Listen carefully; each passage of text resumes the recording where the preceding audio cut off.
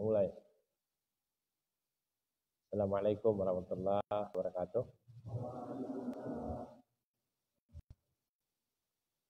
Innal hamdalillah nahmaduhu nasta'inuhu nastaghfir wa na'udzu billahi min shururi anfusina wa sayyiati a'malina. May yahdihillahu fala mudilla lahu wa may yudlil fala hadiya lahu. Asyhadu an la ilaha illallah wahdahu la syarika lah wa asyhadu anna Muhammadan abduhu wa rasuluh. Ya ayyuhalladzina amanu ittaqullaha haqqa tuqatih wa la tamutunna illa wa antum muslimun. Ya ayyuhan nasu ittaqu rabbakum alladzi khalaqakum min nafsin wahidah wa khalaqa minha zawjaha bassa minhuma rijalan katsiran wa nisaa'a wattaqullaha alladzi tasaaluna bihi wal arham innallaha kana 'alaikum raqibah. Ya ayyuhalladzina amanu ittaqullaha wa qulu qawlan sadida yuslih lakum a'malakum wa yaghfir lakum dhunubakum yuti'illaha wa rasulahu faqad faza fawzan 'azima amma ba'd. Fa inna asdaqal hadits kitabullah wa khairal hadi hadi Muhammad sallallahu alaihi wasallam wa sharral umuri muhdatsatuha wa kullu muhdatsatin bid'ah wa kullu bid'atin dalalah wa kullu dalalatin finnar. Jemaah sekalian yang dirahmati Allah, senantiasalah kita bersyukur kepada Allah yang telah memberikan kepada kita kesempatan untuk bertemu dalam rangka tafaqquh fiddin, yang kita masih berbicara tentang bab zakat. Hari ini kita semestinya berbicara tentang zakat pertanian. Tapi sebelumnya karena yang hadir sedikit, kita akan bahas membebaskan hutang dengan niat zakat boleh enggak? Ya, membebaskan hutang dengan niat zakat. Contohnya, seandainya seseorang berutang kepada orang lain. Katakanlah orang miskin hutang sama orang kaya. Lalu boleh enggak orang kaya tersebut meniatkan saja, sudahlah, hutangnya saya anggap aja itu sebagai zakat saya. Boleh enggak? Baik. Imam An-Nawawi rahimahullah berkata dalam kitab Al-Majmu' jilid 6 ayat 200 atau halaman 210. Jika seorang memiliki piutang. Piutang berarti dia pernah meminjamkan kepada seseorang. Berarti piutang ya. Yang sudah atau katakanlah waktunya sudah lama, belum dia bayar juga, dan dia susah pula lagi, ya, termasuk orang susah lagi. Nah, pertanyaannya, bolehkah dia meniatkan saja untuk pelunasan hutangnya? Dalam hal ini kata beliau rahimahullah ada dua pendapat. Pendapat pertama mengatakan tidak sah. Ini pendapat mazhab Abu Hanifah dan Imam Ahmad. Karena zakat masih dalam genggamannya. Ya, belum dikeluarkan zakatnya. Masih dipegang oleh orang yang berpiutang tadi. Ya. Zakat tersebut baru dianggap dikeluarkan jika ada penyerahan kepada yang berhak. Itu pendapat pertama. Pendapat kedua, boleh saja. Ini dikiaskan dengan sedekah. Dan ini pendapat Hasan al-Basri rahimahullah dan Atta. Karena dikiaskan dengan firman Allah dalam surat Al-Baqarah, surat yang kedua, ayat ke-280.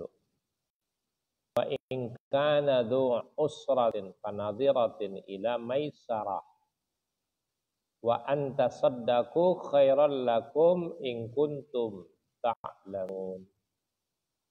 Dan jika orang berhutang itu dalam kesulitan, maka berilah tenggang waktu sampai ia memperoleh kelapangan. Dan jika kamu menyedekahkan, itu lebih baik bagimu jika kamu mengetahuinya. Nah, berdasarkan ayat ini, maka berkata Hasan al-Basri boleh saja, karena niatnya sedekah. Namun jumhur mengatakan, nah ini jumhur itu adalah kesepakatan mayoritas ulama, mengatakan tidak boleh. Ditanyalah masalah ini kepada Syekh Profesor Dr. Muhammad Az-Zuhaili. Beliau mengatakan dalam kitab Al-Mu'tamad fi Al-Fiqh. Ya. Ini dalam mazhab Imam Syafi'i rahimahullah. Jika seseorang memiliki piutang pada orang yang susah melunasinya, ia ingin dijadikan zakatnya untuk membebaskannya. Ia mengatakan, utangmu sudah bebas dengan zakatku. Seperti ini tidak boleh atau tidak sah. Karena orang yang punya berkewajiban mengeluarkan zakat itu masih memegang zakatnya, belum dikeluarkan.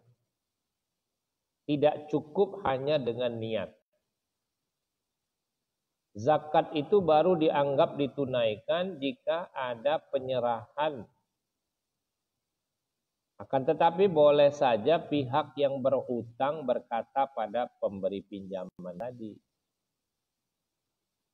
serahkanlah zakatmu kepadaku untuk aku bayar utang kepadamu. Itu boleh. Di mana letak perbedaannya? Pertama, tidak ada penyerahan, hanya dengan niat. Karena niat awalnya tidak diniatkan untuk zakat. Padahal kalau dari awal sudah diniatkan untuk zakat, boleh. Tapi ini pertama kan meminjamkan, ini hutang. Tahu-tahu diniatkan, udah saya lunasi aja, anggap aja zakat saya. Ini sebenarnya mayoritas mengatakan tidak boleh. Karena tidak ada penyerahan di situ, tidak ada serah terimanya. Ya. Kenapa demikian? Ya. Orang yang meminta tadi, seandainya salah seorang di antara kita punya utang kepada, katakanlah Pak Ahmad. Pak Ahmad, saya minta aja zakatnya, supaya saya bisa melunasi utang saya kepada Pak Ahmad. Boleh, tapi tidak ada pemaksaan. Tidak boleh orang yang berhutang itu memaksa orang yang berpiutang itu untuk menyerahkan zakatnya untuk melunasi. Tapi kalau tidak dipaksa boleh. Ya. Karena haknya si pemberi, ya terserah yang memberi dong. Mau saya kasih kepada orang tersebut, mungkin ada orang yang lebih membutuhkan lagi daripada orang yang berhutang tadi, yang berhutang tadi. Kenapa demikian? Nah, maka beliau rahimahullah mengeluarkan satu dalil dari Ibnu Abbas radhiyallahu anhu. Ia berkata, ketika Nabi SAW mengutus Mu'adz ke Yaman, beliau menasihatinya dengan berkata, beritahukanlah kepada mereka bahwa Allah mewajibkan kepada mereka zakat dari harta mereka, yaitu diambil dari orang kaya dan diberikan kepada orang miskin. Diambil dari orang kaya, kemudian diserahkan kepada orang miskin. Adapun di antara pembahasan kita barusan, jika tidak ada penyerahan, maka itu tidak sah. Serahkan dulu. Nabi SAW menjelaskan bahwa zakat itu diambil dan diserahkan. Maka tidak boleh membebaskan utang dengan niat. Ya, niat utang. Zakat saja udah. Ini saya niatkan aja zakat. Itu tidak boleh. Ya. Karena tidak ada di situ mengambil dan menyerahkan. Demikian yang dikatakan oleh Syekh Muhammad Shalih Al-Munajid dalam soal jawab nomor 1309. Kemudian pertanyaan ini dilontarkan lagi kepada Syekh Abdul Aziz bin Abdullah bin Baz rahimahullah. Saya mempunyai kerabat yang fakir serta sangat membutuhkan, dan kami memberikan kepadanya dari zakat harta kami setiap tahun. Setiap tahun itu memang orang ini menerima zakat dari orang yang bertanya ini. Beberapa waktu yang lalu saya pinjamkan kepadanya sejumlah uang di luar waktu zakat. Ya, sebagai pinjaman. Tetapi sampai saat sekarang ia tidak mampu membayarnya. Ya, walaupun sudah lewat sekian tahun lamanya. Pertanyaannya, bolehkah kami membebaskan utangnya tersebut dengan niat menganggap sebagai zakat yang kami berikan tahun ini? Boleh nggak tahun ini kan saya tetap yang bertanya, tahun ini kami kan mau mengeluarkan zakat, boleh nggak saya niatkan saja? Dalam hal ini dijawab tidak boleh. Ya, tidak boleh membebaskan utang yang menjadi tanggungan si peminjam dengan diniatkan sebagai zakat. Karena zakat adalah harta yang dibayarkan kepada kaum fakir karena kefakirannya dan kebutuhan mereka. Tetapi jika dia diberi zakat lalu dikembalikan untuk melunasi utang, maka itu diperbolehkan. Ya, karena tidak ada kesengajaan. Umpama saya tetap memberikan zakat seperti biasa tiap tahun. Lalu dari uang itu dia kembalikan uang lagi untuk bayar utang, itu boleh. Ya, disinilah letak perbedaannya. Sepintas kayaknya sama, tapi ternyata ada perbedaan karena di situ tidak ada serah terimanya. Ya. Nah, oleh karenanya, bagaimana kalau seorang umpama dari awal dia sudah meniatkan mau memberikan zakat, tapi tidak disebut, boleh enggak? Ini pertanyaan kedua. Atau saya balik pertanyaannya, boleh enggak membayar zakat, enggak usah disebut itu uang zakat?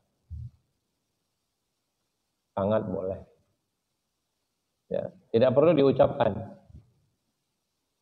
Jadi kalau ketika ada orang susah, saya mau dahulukan bayar zakat saya, tidak perlu juga saya ucapkan itu adalah zakat saya. Ya kasih aja. Tapi dari awal sudah diniatkan itu adalah zakat, bukan pinjaman. Ya, udah saya pinjemin aja nih. Nanti baru suatu waktu saya anggap udah lunas saja. Saya anggap aja itu sebagai zakat saya, tidak boleh. Ya. Tapi kalau sebelumnya saya niatkan, ini zakat saya untuk dia. Padahal saya memang tidak ucapkan, tapi sudah diniatkan bahwa itu adalah zakat. Karena beberapa saat yang lalu kita sudah berbicara, boleh disegerakan bayar zakat sebelum haulnya. Tuh, masuk kepada bab tersebut. Ya. Nah, hukum tersebut kalau kita lihat, ya, apalagi nanti kalau datang orang Yang minta itu orang kuat kelihatannya. Ya. Kelihatannya segar, kuat, minta zakat. Kita juga tidak tahu. Kuat badannya, tapi ekonominya mungkin dia nggak makan gitu ya. Ya kan? Tapi memang ada dalil. Rasulullah SAW pernah bersabda, tidak ada zakat bagi orang yang kuat. Kuat maksudnya di sini yang fisiknya. Nah, dalam hal ini tentu kita ya tidak setiap orang yang kuat itu tidak boleh dikasih. Tentu di sini kan ada beberapa rincian-rincian ya yang harus kita teliti dulu. Umpama hadisnya kita lihat 663. Kemudian atau duluan yang tadi sudah saya baca. Ya, wajib diambil dari orang kaya dan diserahkan kepada orang miskin. Ini sebagaimana Rasulullah SAW berpesan kepada Muaz radhiyallahu anhu. 621 dulu baca. Nah, baru nanti 663.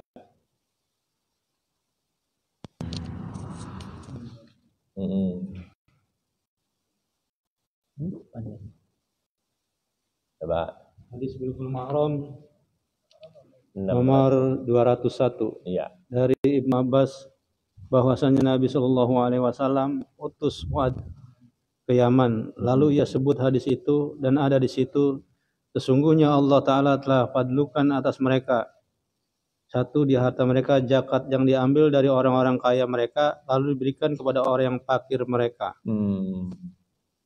Ambil dari orang kaya mereka dan diserahkan kepada orang miskin di antara mereka.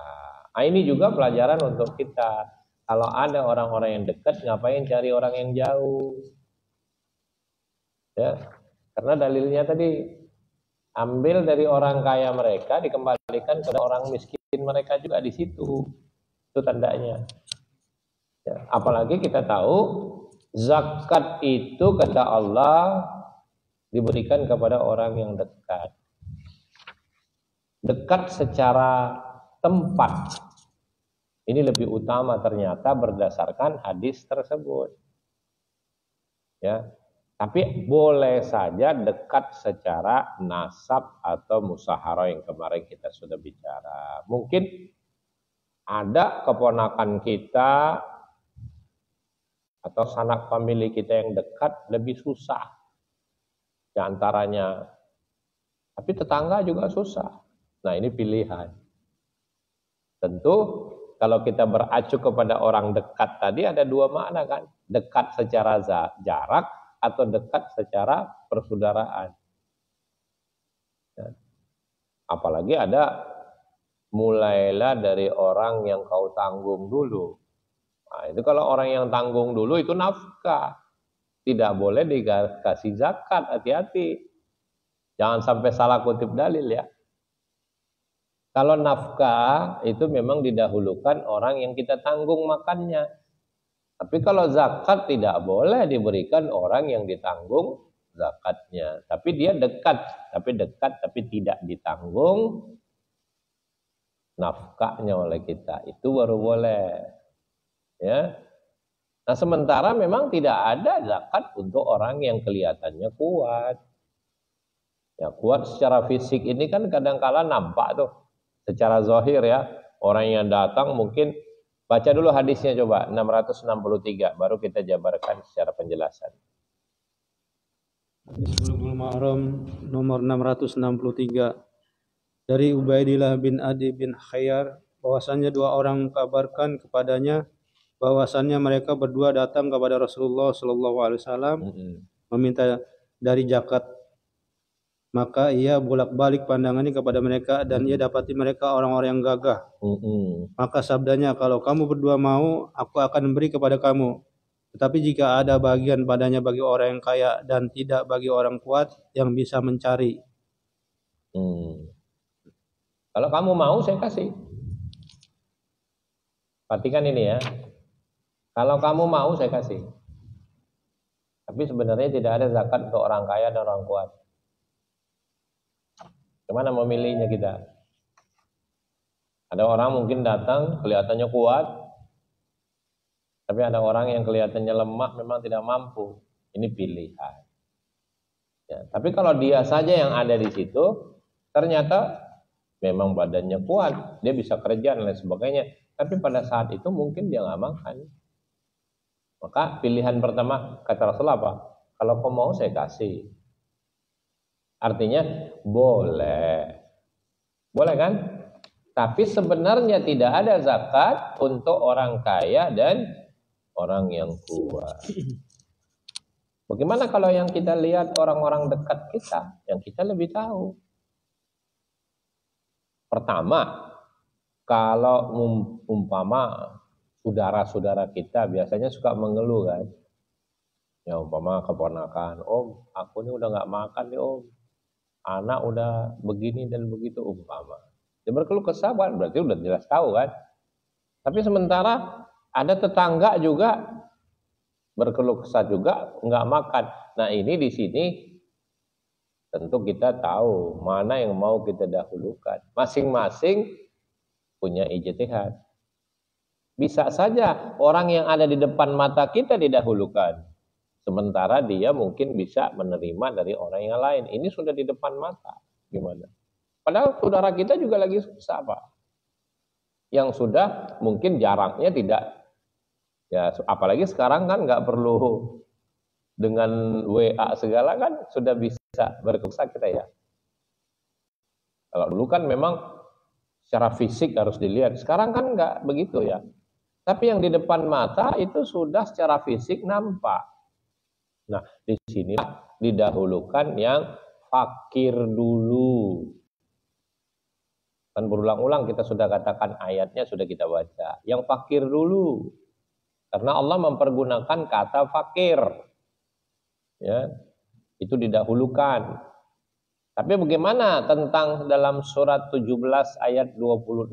Coba baca. Berikanlah haknya ya kepada orang yang dekat. Silakan. Dalam surat 17 ayat 26. Surat Al-Isra ayat 26. Dan berikanlah kepada keluarga-keluarga yang dekat akan haknya pada orang miskin dan orang yang di dalam perjalanan. Iya. Dan janganlah kamu menghambur-hamburkan hartamu secara boros. Iya. Ya. Wa atizal qurba haqqahu wal miskina wa banas sabil. Wala tubadzir tabdzira. Dan berikanlah kepada keluarga-keluarga yang dekat akan haknya. Nah, di sini ada kata keluarga. Bisa nggak ditafsirkan tetangga jadi keluarga? Ya tentu tidak bisa. Tetangga adalah yang dekat secara jarak. Tapi kalau secara hati mesti kita dahulukan yang masih ada kekerabatan, kekeluargaan. Ini saya rasa dimanapun kalau ditanya secara naluri manusia pasti akan berkata seperti itu ya. Orang keponakan masih susah.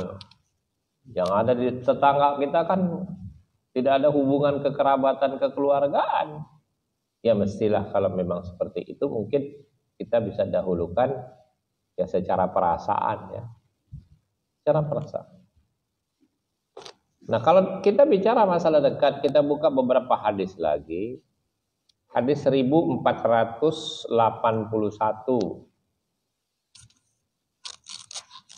Coba. 1481.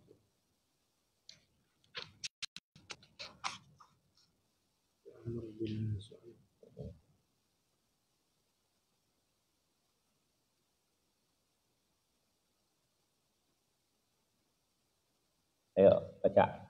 Hadis Bulughul Maram nomor 1481. Dari Amr bin Shu'aib, dari bapaknya, dari datuknya, ia berkata, telah bersabda Rasulullah SAW, makanlah dan minumlah dan pakailah dan bersedekahlah dengan tidak irsaf. dan tidak sombong. Irsaf maksudnya tidak berlebihan. Karena ayatnya tadi kan, janganlah kamu menghambur-hamburkan hartamu secara boros. Kan ada dalam surat 17 ayat 26 tadi. Artinya gimana? Enggak juga semua dikasih, sementara kita sendiri lagi susah.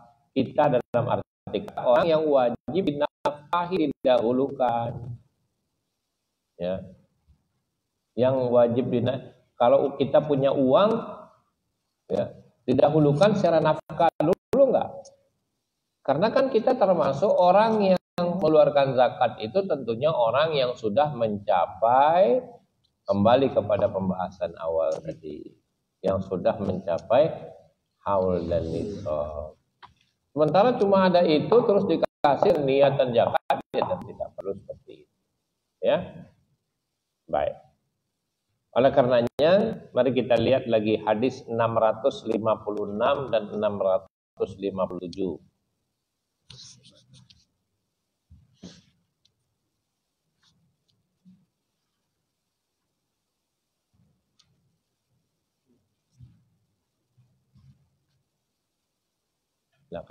Hadis Bulughul Maram nomor 656 dari Aisyah, ia berkata, telah bersabda Rasulullah SAW, apabila orang perempuan dermakan dari makanan di rumahnya dengan tidak merusak, ada baginya ganjaran dengan sebab itu yang membelanjakan, dan suaminya dapat ganjaran dengan sebab ia mencari, dan begitu juga ganjaran bagi yang menyimpannya.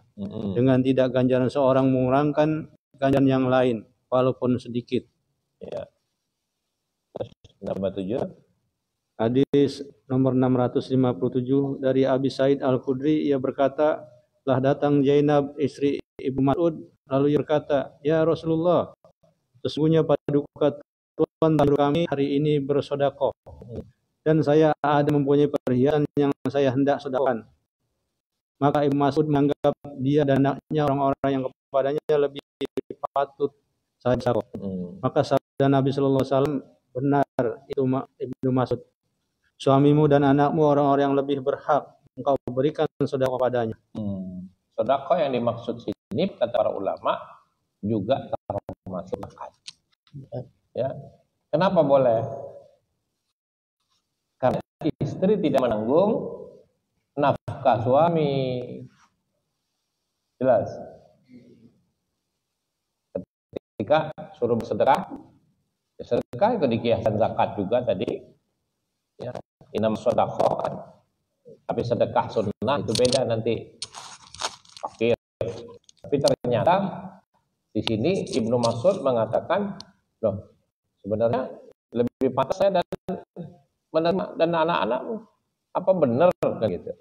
Iya, benar, Ibnu Mas'ud benar. Kata Rasulullah SAW. Kenapa? Karena istri Ibnu Mas'ud, yaitu Zainab tadi, tidak menanggung nafkahnya Ibnu Mas'ud, maka dengan sendirinya boleh. Dulu pernah ya WA, boleh nggak istri memberi zakat kepada suami? Boleh, karena bukan dalam tanggungan. Sebaliknya boleh nggak? Tidak boleh. Sebaliknya, yaitu suami ngasih zakat sama istri tidak. Kenapa? Karena istri tanggungan suami untuk diberi nafkah. Itulah perbedaannya. Cukup jelas ya. Jadi ada beberapa bab yang kalau kita secara umum ya tinggal sisanya apa yang mau dipertanyakan silahkan. Kan hari ini kita belum masuk kepada bab zakat pertanian secara umum, tapi ini juga insya Allah saya akan WA beberapa keterangan yang barusan saya sudah kita siapkan juga makalah-makalahnya ya. Nah, kemudian Allah Subhanahu wa taala berfirman, berikanlah haknya kepada orang yang minta maupun yang tidak meminta. Kalau sudah ditemukan begini, yang mana mau didahulukan? Ya sesuai dengan ayatnya, minta dulu. Yang minta dulu kan? Yang minta dan yang tidak meminta. Karena sama-sama miskin. Kalau minta sudah sangat butuh dia. Coba surat 51 ayat ke-19. Dahulu kan yang minta dulu.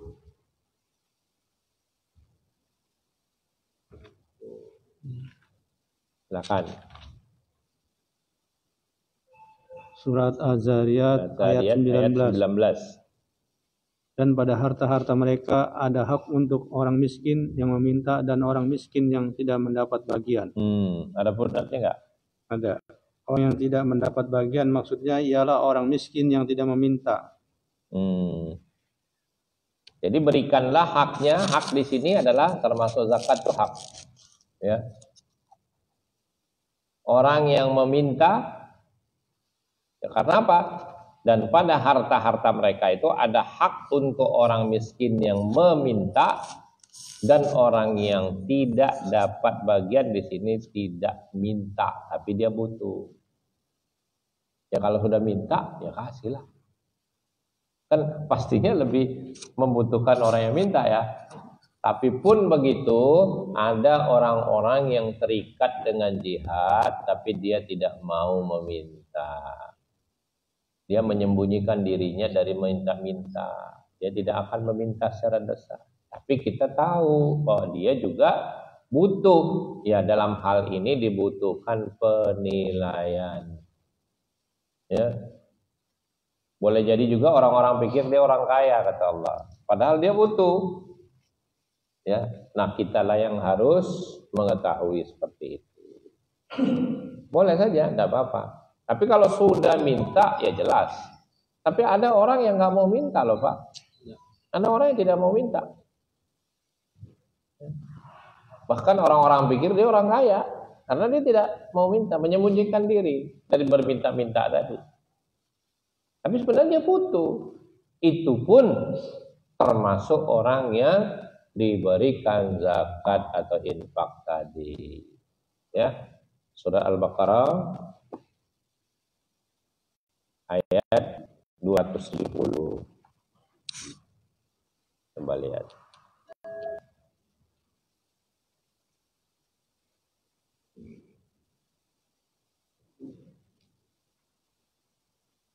Bukan.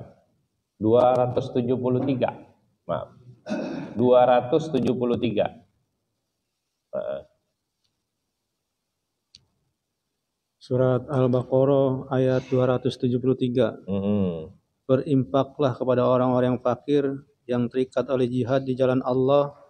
Mereka tidak dapat berusaha di muka bumi. Orang yang tidak tahu menyangka mereka orang kaya. Mereka memelihara diri dari meminta-minta.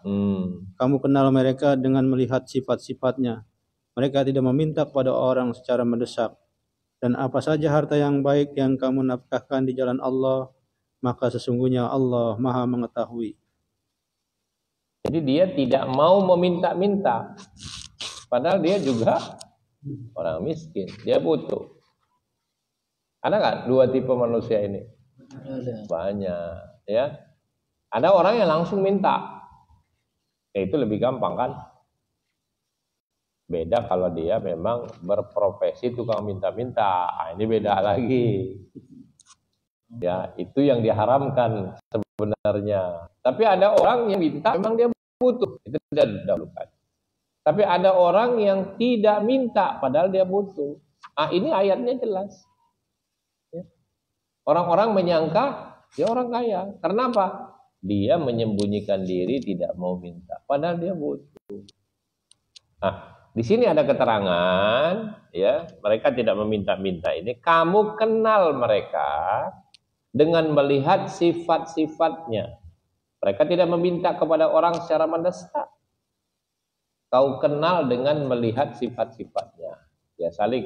Ya inilah perlunya kita ukhuwah ya.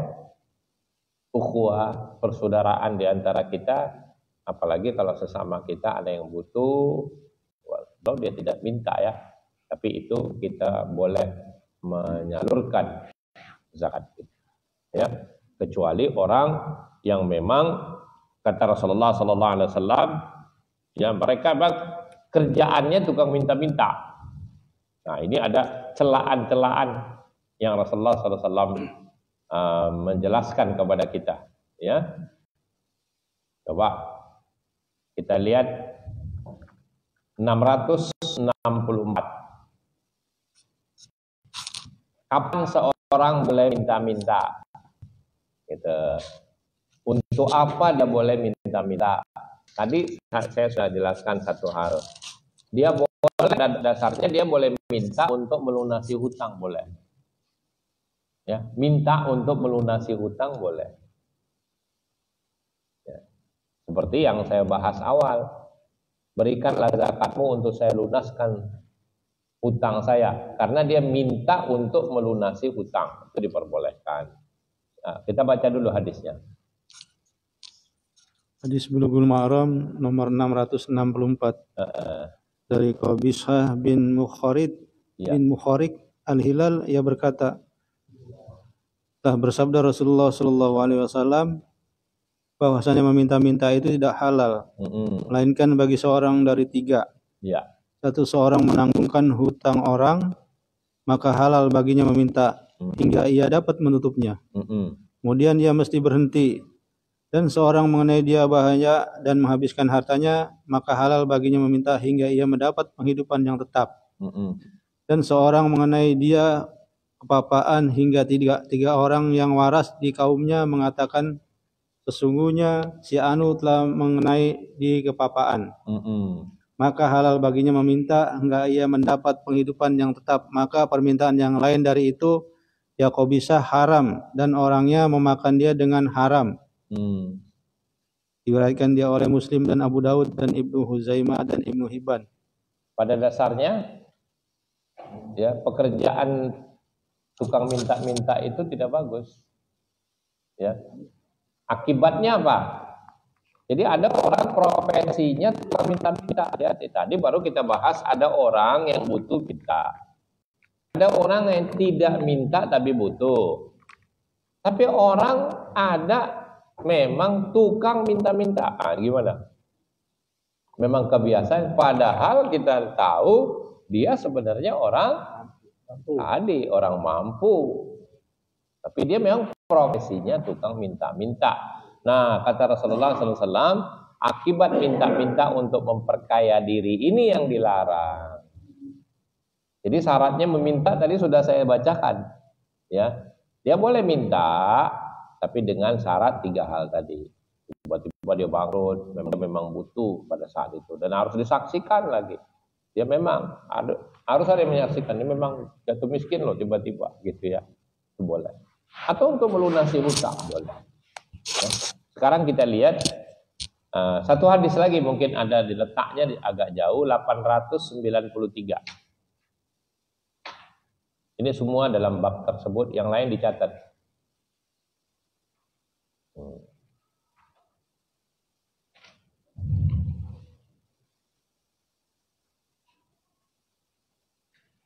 Sedikit lagi baru tanya jawab kita.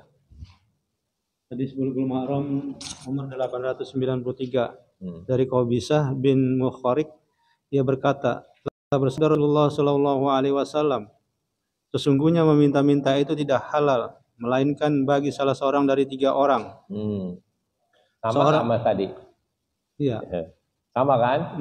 Padahal letaknya dalam bab yang lain. Nah, sekarang coba baca, dilanjut aja nggak apa-apa. Ada 2 kali diulang nih. Nomor hadisnya beda. Sesungguhnya meminta-minta itu tidak halal. Tidak halal.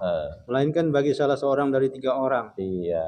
Seorang menanggung satu tanggungan, maka halal baginya meminta-minta hingga ia mendapatnya. Kemudian ia berhenti. Dan seorang kena bahaya yang membinasakan hartanya, maka halal ia meminta-minta hingga ia dapat penghidupan yang tetap. Dan seorang kena kemiskinan hingga 3 orang yang berpikiran baik dari kaumnya berkata, si Anu kena kepapaan, maka halal ia meminta-minta. Iya.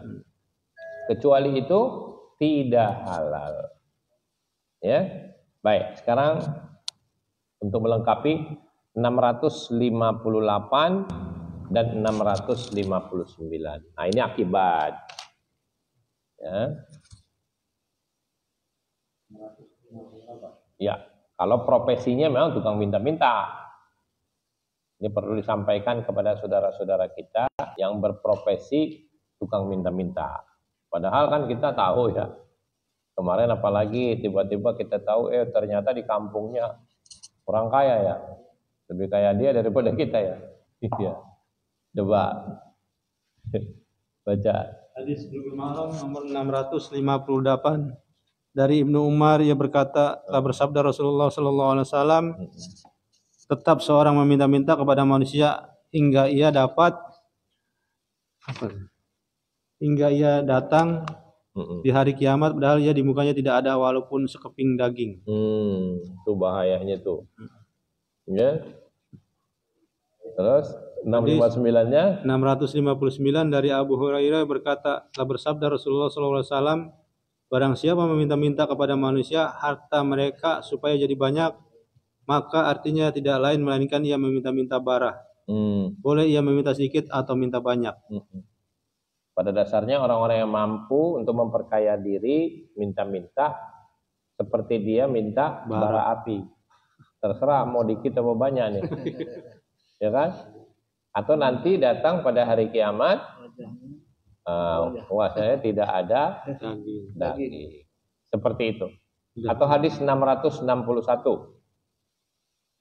Hadis nomor 661 dari Samurah bin Jundab, dia berkata, telah bersabda Rasulullah SAW, meminta-minta itu satu cakaran yang seseorang cakar dengan akan mukanya, kecuali seorang meminta kepada yang berkuasa atau di dalam urusan yang ia tak dapat tiada. Bercakar-cakaran nanti orang-orang tersebut. Ya. Nah, mudah-mudahan hal seperti ini kita hindari, karena bagaimanapun bukan berarti tidak boleh meminta, tapi ada syarat-syarat untuk kita meminta. Ya. Kecuali dia susah, nggak ini mau bayar utang atau sudah tidak makan, sesuatu yang memang sangat mendesak itu boleh kita minta. Tapi kalau untuk memperkaya diri itu yang diharamkan dalam agama kita untuk menjadikan profesi minta-minta. Ini perbedaannya. Tolong ini dipahami ya. Dan kita sebagai pemberi nggak usah terlalu jelimet menilai. Ya, kadang-kala kita sampai cari tahu gitu. Ini orang sebenarnya orang kaya apa bukan, dia minta nih lagi butuh apa, kurang kerjaan ente. Ya, ini kurang kerjaan. Kalau mau kasih, kalau enggak ya katakanlah, ucapkan kalimat yang baik. Adapun yang kita bahas hari ini, semua ini mungkin lebih berpotensi untuk diri kita. Ya. Jangan jadikan profesi kita tukang minta-minta. Kalau ada yang minta ya kasih. Kalau memang dia tidak minta, kita tahu karena memang dia miskin, ini pun memang mesti dikasih, kan begitu ya. Nah kemudian nggak usahlah kita terlalu di pihak kita. Kadangkala ada ucapan-ucapan yang tidak baik. Udah kuat loh, umpama kerja kek, gitu ya. Ini tidak perlu. Kata Allah apa? Perkataan baik itu sebenarnya sudah lebih baik dari sedekah. Artinya kalau ngasih udah kata ngomong baik-baik aja lah. Maaf, saya ini ada keperluan lain, ya kan? Iya nggak apa-apa kan? Ya kan kita punya keperluan lain mungkin ya tadi sudah kita jabarkan. Mungkin ada orang yang kita anggap lebih perlu yang bisa kita kasih daripada orang yang ada di hadapan kita. Memang kita tahu dia memang ada orang-orang yang memang kalau kelihatannya hari ini kita ikhlaskan, ini udah nggak apa-apa, besok dia datang ngutang lagi, kan gitu ya. Udah saya ikhlasin aja. Kalau diikhlasin boleh nggak? Boleh, karena pembahasan kita awal itu adalah niat melunasi utang. Kalau mengikhlaskan ayatnya kan sudah jelas tadi, ya kan? Hari ini dia pinjem, ya udah, gak usah bayar deh. Besok dia datang minjem lagi. Betul gak? Nah, itu. Nah, kalau sudah ada sifat seperti itu, kita cukup berkata yang baik saja. Ya. Terakhir surat Al-Baqarah ayat 263. Ya. Jadi juga nggak perlulah kita terlalu ini kayaknya orang begini dan begitu. Dari perkataan-perkataan itu sudah nggak perlu lagi. Ya kalau mau kasih, kalau tidak ya sudah ucapkan kalimat yang baik aja. Walaupun ada beberapa sifat manusia seperti itu Pak ya. Profesi itu tukang minta-minta, profesi tukang ngutang. Kan ada hobinya ngutang gitu. Ada, kita udah temukan juga. Hari ini dia ngutang sana, ngutang sini, ngutang sana. Ya akhirnya dia ya nggak bisa keluar rumah lagi, malu dia kan. Mau keluar sini ditagih, mau keluar sana ditagih. Ini janganlah kita jadi profesikan demikian. Udah, baik silakan baca ayatnya. Baru kita tanya jawab. Ayat 263. Ya. Perkataan yang baik dan pemberian maaf lebih baik daripada sedekah yang diiringi dengan sesuatu yang menyakitkan perasaan si penerima. Iya. Allah Maha Kaya lagi Maha Penyantun. Iya. Ada puntennya nggak? Ada. Perkataan yang baik maksudnya menolak dengan cara yang baik. Dan maksudnya pemberian maaf ialah memaafkan tingkah laku yang kurang sopan dari peminta. Iya. Kadang-kadang yang minta lebih galak daripada yang diminta. Ini semua bisa saja terjadi ya. Makanya kita sudah ada penjelasan-penjelasan. Bisa kan minta tapi galak gitu. Banyak kan. Iya. Ada aja ya. Nah, gitu. Nah, maksa lagi gitu. Iya benar, apalagi sekarang ya. Suka maksa gitu yang minta. Ya kita sudah tahulah, ya hindari aja dengan cara yang baik. Baik, segitu dulu yang bisa kita hantarkan pada malam hari ini. Sisanya mungkin kita bisa bertanya beberapa hal yang mungkin belum terjawab. Silakan.